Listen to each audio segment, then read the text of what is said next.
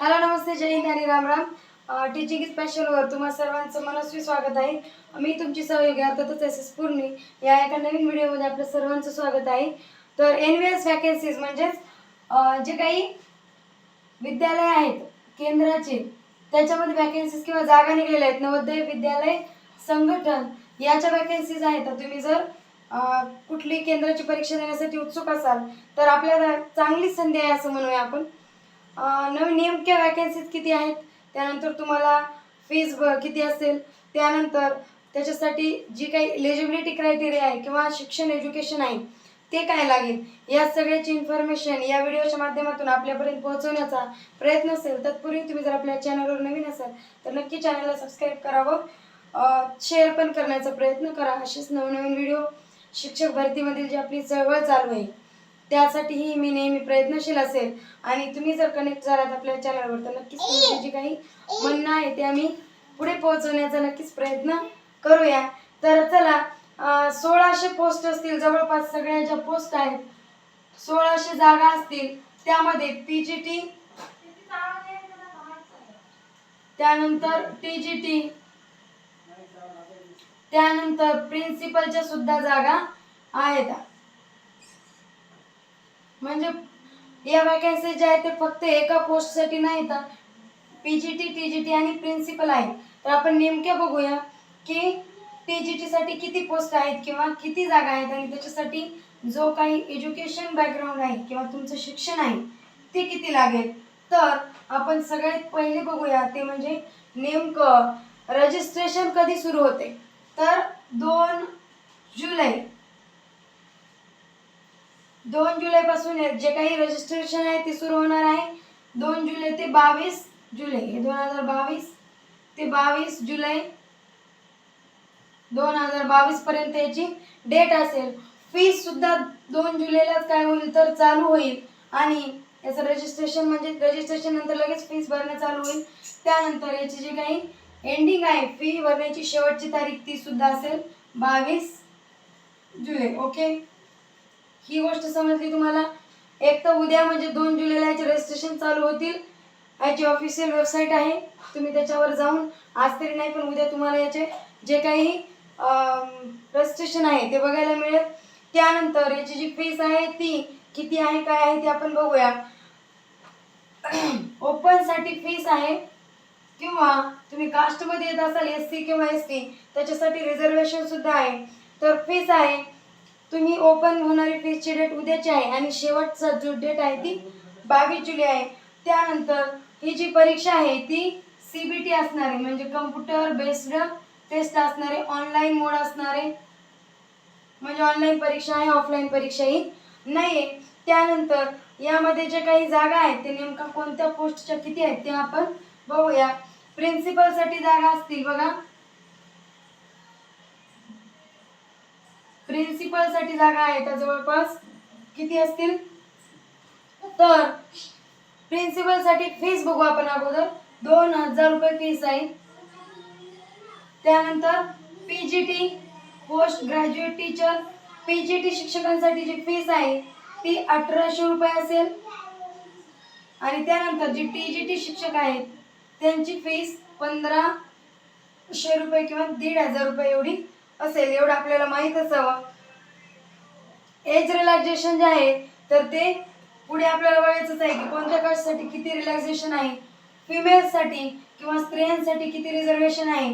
तर बघा, तुम्ही जर SC किंवा ST असाल तर तुमच्यासाठी जे एज रिलॅक्सेशन आहे ते 5 इयर आहे, 5 वर्ष आहे. त्यानंतर तुम्ही जर OBC असाल तर तुमच्यासाठी 3 वर्षे एज रिलॅक्सेशन म्हणजे वयामध्ये तुम्हाला 3 वर्षाची सूट मिळेल. आणि तुम्ही जर फिमेल असाल म्हणजे स्त्री असाल तर तुम्हाला कुठल्याही पोस्टसाठी 10 वर्षांची सूट आहे. म्हणजे जर एखादी पोस्ट 35 वर्षावर क्लोज होत असेल तर तुम्हाला तिथे 45 वर्षापर्यंत ती एक्झाम किंवा या पोस्टसाठी तुम्हाला अप्लाय करता येणार आहे. ठीक आहे, एवढी तुम्हाला डिटेल्स समजली असेल. आपण यानंतर पुढे जाऊया. एका व्यवस्थित वेबसाईटवरून आपण ही माहिती काढलेली आहे. कुठल्याही याच्यामध्ये फेकपणा किंवा चुकीची माहिती देण्याचा प्रयत्न आपण बिलकुल आपल्या चॅनलवर करत नाहीत. लोकांचा जो विश्वास आहे त्याला कुठेही तडा जाऊन याच्यासाठी नेहमी प्रयत्नशील असणं माझं कर्तव्य आहे. तर एलिजिबिलिटी क्रायटेरिया काय असेल किंवा याच्यासाठी नेमका शैक्षणिक अर्हता काय असतील, तर सगळ्यात पहिले आपण एलिजिबिलिटीसाठी टीजीटी बघूया. Eligibility criteria TGT, train graduate teacher, याच्यासाठी एलिजिबिलिटी असेल तुमचं ग्रॅज्युएशन म्हणजे पदवी, त्यानंतर बीएड, आणि त्यानंतर अत्यंत महत्त्वाची गोष्ट म्हणजे तुमचं इथे काय कंप्लीट लागेल, CTET. तुमचा CTETचा जो सेकंड पेपर आहे, जो 5वी ते 6वी ते 8वीचा पेपर आहे, जो ज्या पेपरमध्ये तुम्हाला काय केलं जातं तर प्रायमरीसाठी या वॅकन्सीज नाही. पुन्हा एकदा लक्षात घ्या, प्रायमरीसाठी या वॅकन्सीज नाही येतात, एकतर सेकंडरीसाठी आहेत. म्हणजे काय तर एकतर या वॅकन्सी ज्या आहेत त्या 6वी ते 10वी साठी आहेत. म्हणजे 6वी ते 10वी साठी तुम्ही अप्लाय करू शकता, किंवा तुम्ही काय करू शकता तर पोस्ट ग्रॅज्युएशन जे झालेलं असेल तर PGT साठी सुद्धा अप्लाय करू शकता, म्हणजे 11वी 12वी साठी. आणि त्यानंतर तुम्ही प्रिन्सिपल साठी अप्लाय करू शकता. प्रायमरीच्या वॅकन्सीज या नाही येतात. 6वी ते 10वी साठी हे विद्यालय असतात, 6वी ते 12वी साठी सुद्धा हे असतात. तर CTET आवश्यक आहे. पहिलं ग्रॅज्युएशन लागेल तुमचं, BEd लागेल आणि CTET लागेल. हे झालं TGTचं क्वालिफिकेशन. त्याच्यानंतर आता आहे PGT म्हणजेच पोस्ट ग्रॅज्युएशन टीचर. यांच्यासाठी जे आहे तर तुमचं पोस्ट ग्रॅज्युएशन लागेल, पोस्ट ग्रॅज्युएशन. त्यानंतर प्लस मध्ये तुमचं BEd पण लागेल. इथे मात्र CTETची गरज नाही. जे तुमचं PGT पोस्ट आहे, पोस्ट ग्रॅज्युएशन वर निघलेला पोस्ट आहे, याच्यासाठी तुम्हाला कुठल्याही सेंट्रलची TET पास असण्याची गरज नाही. TGT साठी मात्र तुम्हाला सेंट्रलची TET पास आवश्यक आहे. प्रिन्सिपल साठी काय लागतं बघा, प्रिन्सिपल साठी सुद्धा तुमचं जे काही पोस्ट ग्रॅज्युएशन आहे ते कंप्लीट लागेल.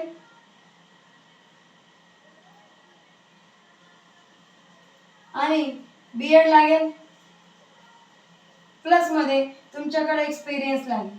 याच्यासाठी सुद्धा CTET लागत नाही, हे की नाही. फक्त काय लागते तर TGTच्या पोस्ट साठी काय लागते तर CTET महत्वाचे आहे. म्हणजे TET वाले कॅन्डिडेट फक्त इथे अप्लाय करू शकतात. आता नेमक्या किती वॅकन्सीज आहेत, कशाच्या किंवा किती जागा आहेत ते आपल्याला इथं बघायचं आहे. TGT साठी जे काही एज रिलॅक्सेशन आहे तर नॉर्मल साठी TGT एज नॉर्मल साठी 35 वर्ष, 35 इयर्स. त्यानंतर जे काही फिमेल आहेत त्यांना 10 वर्षाची सूट,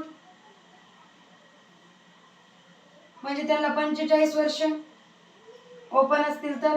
त्यानंतर TGT साठी जे काही तुमचं एज आहे, तुम्ही SC ST जर असाल तर तुम्हाला तिथे 5 वर्षाची सूट आहे. OBC जर असाल तर तुम्हाला त्याच्यामध्ये 3 वर्षाची सूट आहे. त्यानंतर PGT साठी तुमचं वय 40 वर्ष असलं तरी चालते. PGT 40 वर्ष आणि प्रिन्सिपल तुम्हाला तिथे 50 वर्षापर्यंत ही एक्झाम काय करता येते तर देता येते. म्हणजे तुमचा एक्सपिरियन्स. आता प्रिन्सिपल म्हणजे काय असेल तर जो व्यक्ती एखाद्या पदावर कार्यरत आहे त्यालाच पुढे काय करणार आहे तर एक्सपिरियन्स नुसार पुढे ते त्याला घेणार आहेत. या जागा काही खात्यांतर्गत काम करणारे म्हणजे नवोदयमध्ये काम करणारे आहेत त्यांच्यासाठी सुद्धा आहेत. त्यानंतर जे काही नवीन आहेत की आता अप्लाय करणार आहेत त्यांच्यासाठी सुद्धा या जागा आहेत. तर आपण बघूया नेमक्या किती जागा कोणत्या कास्टसाठी आहेत, किंवा नेमक्या नाही कोणत्या पदासाठी किती जागा असतील, नेमक्या प्रिन्सिपलसाठी किती असतील, TGT साठी किती असतील आणि PGT साठी किती असतील ते आपण बघूया. PGT साठी जवळपास 400 जागा आहेत. TGT ट्रेन ग्रॅज्युएट टीचर 700 जागा आहेत जवळपास. आणि त्यानंतर जे काही बाकीच्या पोस्ट आहेत प्रिन्सिपल साठी जवळपास 40 पद आहेत, 40. आणि उरलेले जे आहेत तर ते लायब्ररियन किंवा बाकीच्या पदासाठी त्या जागा आहेत. म्हणजे जवळपास सगळे मिळून 1,500च्या जवळपास वॅकन्सीज उपलब्ध आहेत. तुम्ही इच्छुक असाल तर नक्की फॉर्म भरू शकता. त्याच्यामध्ये जी काही फीस आहे ती मी तुम्हाला सांगितलेली आहे. छोट्या छोट्या गोष्टी आहेत त्याच्यामधल्या, विसरू नये म्हणून थोडंसं नोट डाऊन केलेलं आहे. त्यानंतर प्रायमरीसाठी या जागा नाहीत.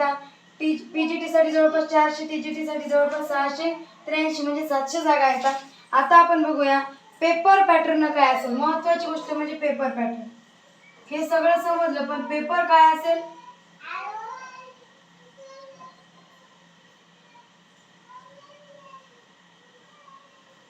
पेपर पॅटर्न काय असेल किंवा कोणता अभ्यास नेमका तुम्हाला करावा लागेल, म्हणजे एक्झाम कशी आहे त्याचे 5 भाग होतील. जवळपास 5 पार्ट आहेत. ज्यांनी सीटीईटी दिली त्यांना माहित आहे केंद्राचे पेपर कसे असतात किंवा केंद्राचे पेपरचं लेवल काय असतं. माझे स्वतःचे सुद्धा दोन्ही केंद्राचे पेपर पहिल्या अटेम्प्ट मध्ये चांगल्या मार्काने पास आउट आहेत. म्हणून मी अनुभवाचे बोल म्हणून सांगत आहे की ज्याला हिंदी कळते किंवा ज्याला हिंदी जमली त्याला केंद्राचे पेपर सहज जमतात. कुठलेही असो, त्याचा फक्त एक तयारी लागते ती म्हणजे अभ्यास करण्याची.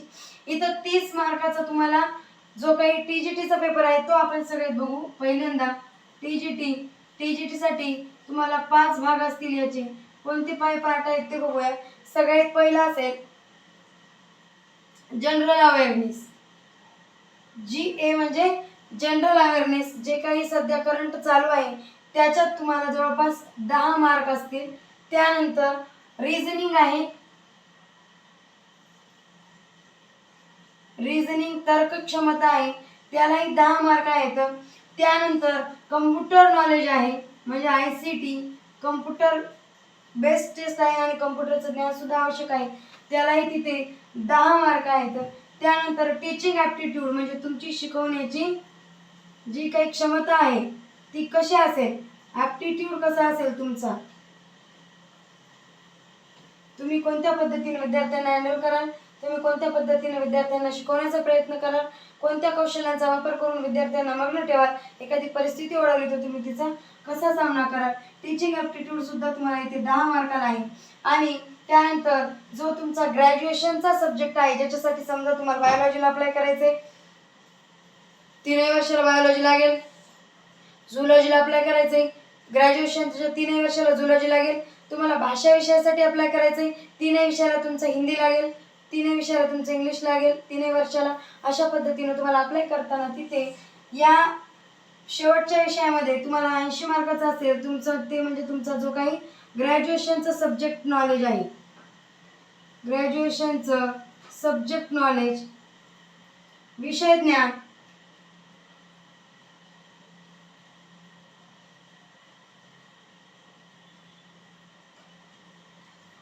त्यानंतर प्लस मध्ये तुम्हाला इथे आणखीन एक विषय येईल तो म्हणजे पॅडागॉजी.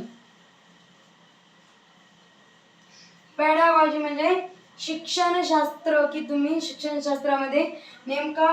त्याच्यानंतर आता न्यू एज्युकेशन पॉलिसीवर विचारण्यात येईल की न्यू एज्युकेशन पॉलिसी काय म्हणते, न्यू एज्युकेशन पॉलिसीचे नियम काय आहेत, फायदे काय आहेत, त्रुटी काय आहेत हे विचारण्यात येईल. पॅडागॉजीमध्ये वेगवेगळ्या कन्सेप्ट आहेत त्या विचारण्यात येतील.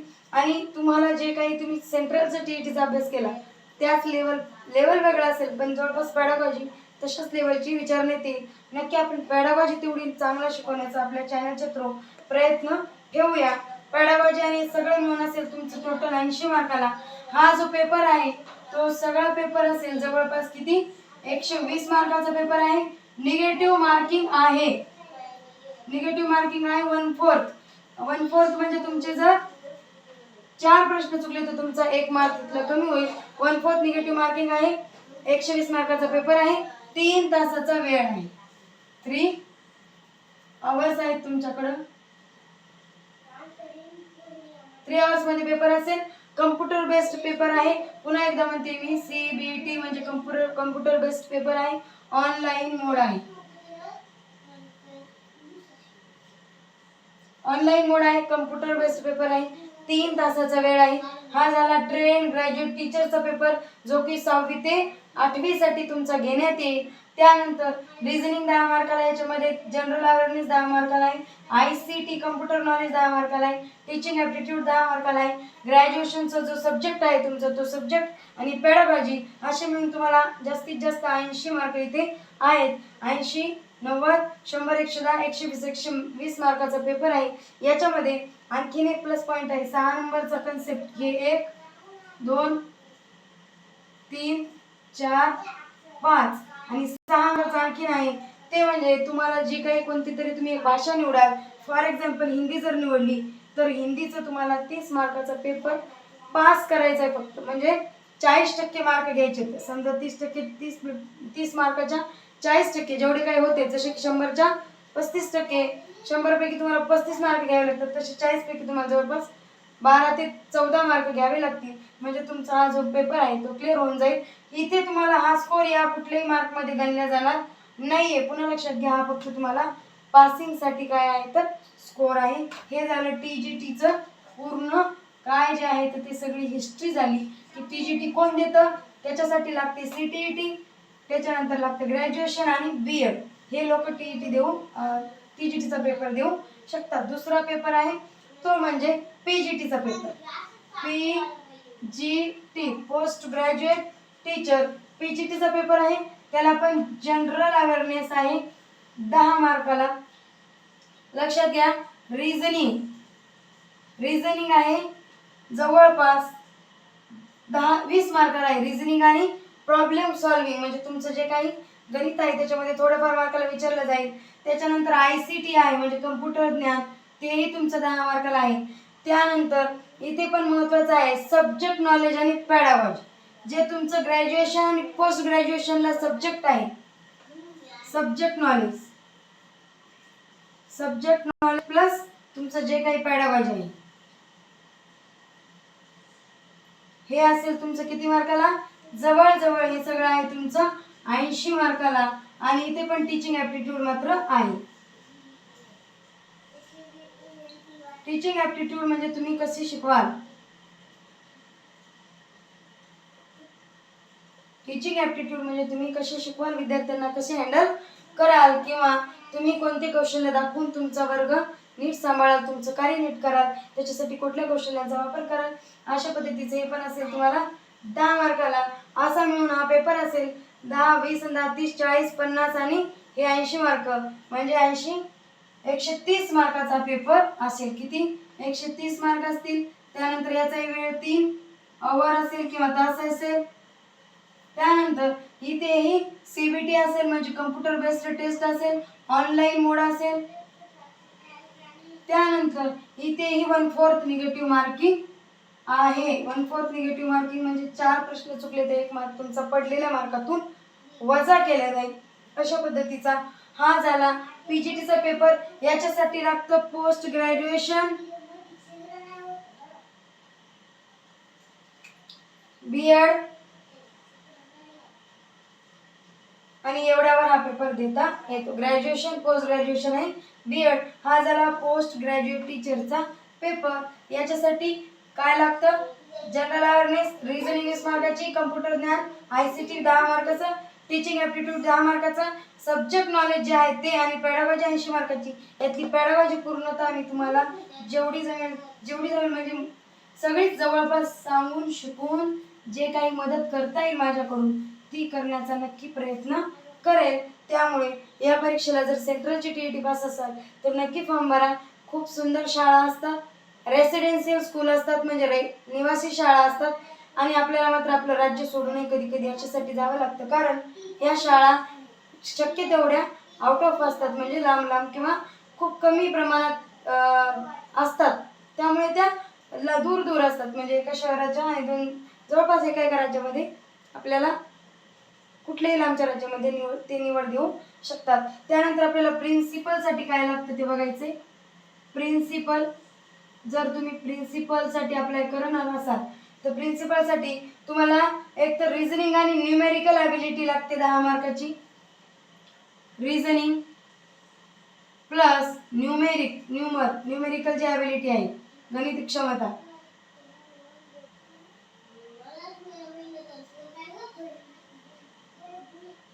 हे असेल 10 मार्काचं.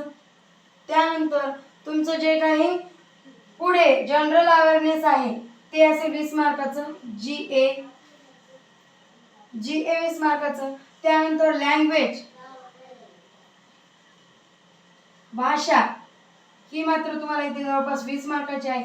आणि अगोदरच्या दोन्ही पेपरमध्ये भाषा फक्त पासिंगसाठी, फक्त पास केली तर तुम्हाला ती भाषा पास केल्याशिवाय पेपर मात्र पुढचं पास करता येणार नाही किंवा तुमचा पेपरच चेक केला जाणार नाही. म्हणून 20 मार्काचा 30 मार्काचा ट्रेन ग्रॅज्युएट टीचरला TGTला 30 मार्काची भाषा आहे, पोस्ट ग्रॅज्युएट टीचरला 20 मार्काची भाषा आहे. ती पास करणं फक्त महत्त्वाचे आहे. त्याच्यानंतर इथे मात्र भाषेचे मार्क याच्यामध्ये काउंट केले जाणार आहेत. त्यानंतर आहे तुमचं जे काही अकॅडमिक मॅनेजमेंट आहे, म्हणजे तुम्ही कशा पद्धतीने शाळा चालवा. अकॅडमिक मॅनेजमेंट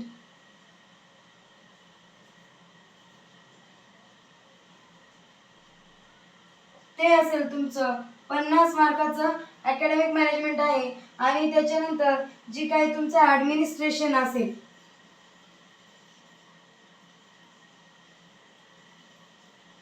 ॲडमिनिस्ट्रेशन ते असेल तुमचं 50 मार्काचं. असा हा जो पेपर आहे प्रिन्सिपलचा 100, 120, 30 आणि 40, 50 हा 150 मार्काचा पेपर आहे. 3 तासाचाच टाइम आहे. आणि याच्यामध्ये सुद्धा 1/4 निगेटिव्ह मार्किंग आहे. 1/4 निगेटिव्ह मार्किंग नंतर या पेपरला सुद्धा 3 तासाचा वेळ आहे. 150 मार्कांचा हा पेपर आहे. या पेपरला तुम्हाला जर हा पेपर अप्लाय करायचा असेल तर तुमच्याकडं अनुभव मात्र महत्त्वाचा आहे. कमीत कमी जवळपास 5 वर्षांचा, 3 ते 5 वर्षांचा अनुभव तुमच्याकडे जर असेल तुम्ही या पदासाठी अप्लाय करू शकता. प्रिन्सिपल 45 वर्ष वयापर्यंत अप्लाय करू शकता. एक्सपिरियन्स लागेल म्हणजे तुमचं वय वाढलेलंच असणार. त्याच्यानंतर रिझनिंग आहे आणि न्यूमेरिकल ॲबिलिटी गणित क्षमता ही असेल तुम्हाला 10 मार्काची. जनरल अवेअरनेस 20 मार्काचं. लँग्वेज जी आहे भाषा ती 20 मार्काची. अकॅडमिक अरेंजमेंट मॅनेजमेंट जे आहे तुमच्याकडे कशा पद्धतीने करा त्याच्यावर 50 मार्काचा पेपर येतो. ॲडमिनिस्ट्रेशनवर 50 मार्काचा पेपर, 150 मार्क 150 मार्काचा पेपर आहे. 3 तासाचा वेळ आहे. 1/4 निगेटिव्ह मार्किंग आहे. हे मात्र इथे विसरू नका. आता आपण नेमकं बघूया की या पेपरमध्ये कोणाकोणाला किती मार्क मिळवावे लागतील. तर आपल्याला जवळपास खूप टफ कॉम्पिटिशन असेल तेव्हा आपण या पेपरमध्ये तेव्हा जाऊन या पेपरमध्ये आपण पास किंवा चांगल्या पद्धतीने पास झालं तर तुम्हाला या पेपरमध्ये काय होईल तर पुढे जागा मिळेल. त्यानंतर आता इंटरव्ह्यूची गोष्ट आहे तर TGT आणि PGTला इंटरव्ह्यू आहे. TGT प्लस PGT याला एक्झाम आहे प्लसमध्ये इंटरव्ह्यू आहे. तुमचं हिंदी आणि इंग्लिश दोन्ही भाषेवर चांगली पकड असावी, कारण हिंदी आणि इंग्लिशमध्ये तुमचं जे नॉलेज आहे, ज्ञान आहे ते चेक करतात इंटरव्ह्यूमध्ये, मगच तुम्हाला ही जॉब मिळते. जर तुम्हाला तिथे दुसऱ्या TGT PGT प्रिन्सिपल सोडून दुसऱ्या पदासाठी अप्लाय करायचं असेल तर मात्र तुम्हाला फक्त CBT टेस्ट द्यावी लागते. तिथे मात्र इंटरव्ह्यू नाही. ही गोष्ट एवढी लक्षात ठेवा. बाकीच्या सगळ्या पदासाठी TGT PGT आणि प्रिन्सिपल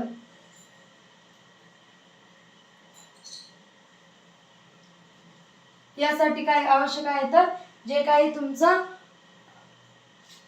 इंटरव्ह्यू आहे किंवा तुमची मुलाखत आहे ती घेतल्या जाईल, सब्जेक्ट नॉलेज चेक केल्या जाईल. अशा पद्धतीची फीस होती. अशा पद्धतीचा हा जो क्रायटेरिया आहे तो होता. रेसिडेन्शियल स्कूल आहेत भारतामध्ये, खूप चांगल्या फॅसिलिटीज आहेत आणि महाराष्ट्राच्या 1.5 जवळपास इथे पगार असतो. केंद्राच्या खूप फॅसिलिटीज म्हणजे चांगल्या सोयीसुविधा असतात.